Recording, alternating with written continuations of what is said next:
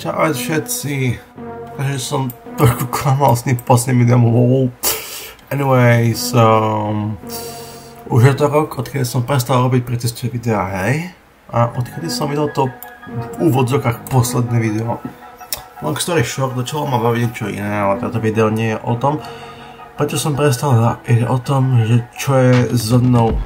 Na tú školu som sa dostal a môj prospech je... ale nie až tak... Bolo extrémne zložité, ale zvládol som to...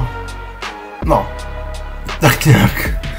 Privačne už mám za sebou a poslednú dobu som sa začal učiť Javu. A keďže nie som normálny, tak som sa začal učiť pomocou Minecraft modovania modlu Dairy Fabric. A ide mi to prekvapivo dobre. Bude už, keď toto video robím, v beta fázi.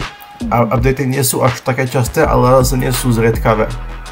Do popisu hodím link na ten mod a na Discord server toho modu. Na ňom sa hovorí len po anglicky, tak keď sa joinete, tak začnite napísať po slovensky alebo česky. Zároveň som si aj vytvoril vlastnú webovú stránku, ktorý link tiež hodím do popisu. Je to iba taký jednoduchý side project, ktorý má za úlohu ukázať moje projekty, povedať niečo o mne a tak podobne.